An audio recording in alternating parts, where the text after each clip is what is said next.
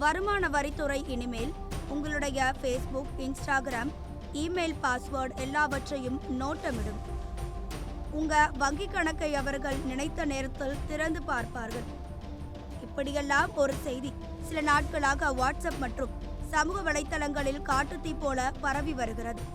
இதை கேட்டு ஐயையோ, ஏப்ரல் 1, 2026 முதல் என்னுடைய பிரைவசி போச்சே என்று பலரும் பயந்து போயிருக்கிறார்கள். ஆனால் மக்களே, பயப்பட வேண்டாம். இந்த செய்தி ஒரு மிகப்பெரிய வதந்தி. இது குறித்து மத்திய அரசின் PIB எனப்படும் பத்திரிகை தகவல் அலுவலகம் ஒரு தெளிவான விளக்கத்தை கொடுத்துள்ளது. விஷயம் என்னவென்றால், ஏப்ரல் 1, 2026 முதல் பழைய வருமான வரி சட்டத்திற்கு பதிலாக புதிய வருமான வரி சட்டம் அமலுக்கு வருகிறது. இதில் டிஜிட்டல் சொத்துக்களை ஆய்வு செய்வதற்கான அதிகாரம் வருமான வரித்துறைக்கு வழங்கப்பட்டுள்ளது என்பது உண்மைதான்.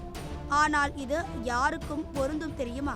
சாதாரண பொதுமக்களுக்கோ அல்லது நேர்மையாக வரி கட்டுபவர்களுக்கோ இது கிடையவே கிடையாது.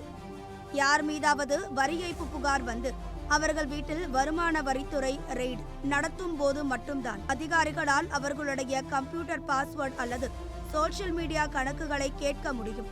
அதுவும் கருப்பு பணம் பதுங்கியிருப்பதற்கான ஆதாரம் டிஜிட்டல் முறையில் இருந்தால் மட்டுமே இந்த நடவடிக்கை எடுக்கப்படும். மற்றபடி உங்கள் வீட்டு சோஃபாவில் உட்கார்ந்து கொண்டு நீங்கள் போடும் ஃபேஸ்புக் போட்டோஸையும் அனுப்பும் இமெயிலையும் வருமான வரித்துறை வேவு பார்க்காது.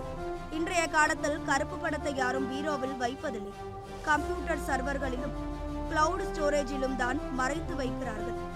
அதை தோண்டி எடுப்பதற்காக தான் பிரிவு 241 கீழ் அதிகாரிகளுக்கு இந்த அதிகாரம் வழங்கப்பட்டுள்ளது.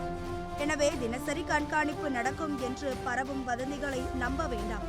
நீங்கள் நேர்மையான வரி செலுத்துபவர் என்றால் உங்களுக்கு எந்த பிரச்சனையும் இல்லை.